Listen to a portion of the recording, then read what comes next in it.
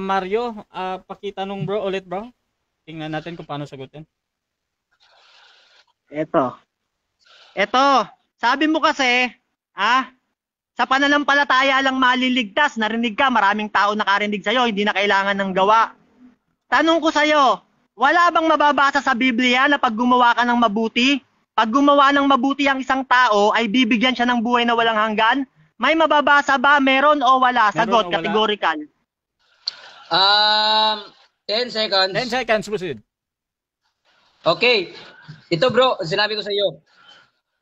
Wala tayong maano na, pero sinabi dyan na for by grace we have been saved. Next question. Diba? Next question. 10 Objection. Seconds. Objection, Your Honor. Ang tanong ko sa kanya kung may mababasa ba. Bro, meron o wala, yun lang ang isasagot niya. Bro Mario. May mabubuting gawa na makakapagligtas. At 10 seconds yung ginamit niya sa pagsagot, bro. Nag-explain siya ano doon. Pwede mong ulitin or kung i-rephrase mo. Proceed lang, bro. 10 seconds yung ginamit niya doon. Proceed sa tanong. Okay, sige. Salamat. Okay, i-repress ko kasi hindi mo naintindihan eh. Sa Biblia ba merong mababasa na ang gawang mabuti nakakapagligtas? Meron o wala? Meron o wala? Wala bro, wala. Okay. Okay, salamat sa sagot mo. May babasahin ako, merong sinabi rito. Sa Roma 2:7, ganito ang sabi. Sa mga patuloy na gumagawa ng mga mabubuting bagay, na naghahangad ng papuri at karangalan, at ng hindi pagkasira, bibigyan niya ng buhay na walang hanggan. Sabi diyan, yung gumagawa raw ng mabuti, bibigyan ng buhay na walang hanggan. Tanong ko sa'yo, sino nagsasabi sa inyo ng totoo? Si Apostol Pablo o ikaw? Nasabi mo walang gumagawa ng walang mabuting nakakapagligtas. Kay Pablo, may maliligtas pala sa mabuti. Sino nagsasabi sa inyo ng totoo? Okay, 10 seconds yung sagot. Proceed.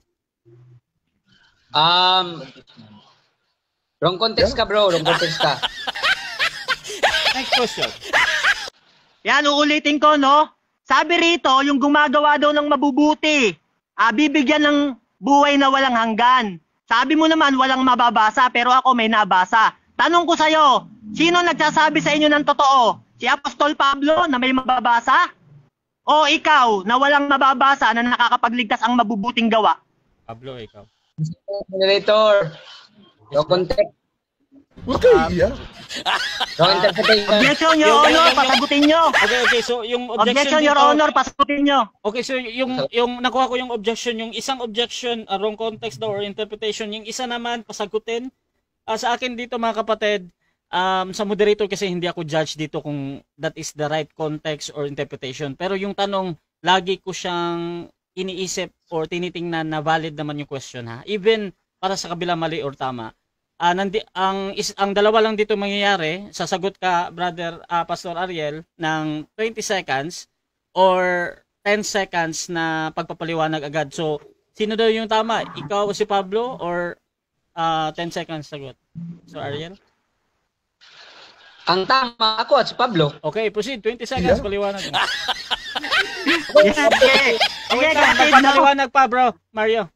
Sorry. Proceed, bro Ariel, Pastor. Okay.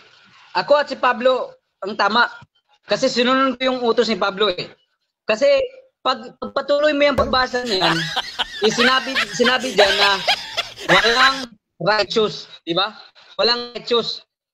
Kaya nga dumating si Kristo dito sa libutan para iligtas tayong mga hindi righteous. Next question, 20 seconds. Ngayon, ang layo ng sagot mo, hindi yan ang tanong ko sa'yo, righteous, hindi yan patungkol dyan. Ngayon, ito tanong ko sa'yo, ulitin ko. Tanong ko sa'yo, ganito, yan bang sinabi ni Apostol Pablo dyan, na ang gawang mabuti nakakapagligtas? Tama ba yan o mali si Apostol Pablo? Tama o mali? 10 seconds, moderator. Proceed, 10 seconds. Sinabi dyan ni Apostol Pablo, tapos na yan yung pag-accept mo kay Jesus Christ. Tapos ka na naligtas yan. Next question, 10 seconds. Okay, ito tanong ko sa yung bago kasi di mo masagot eh.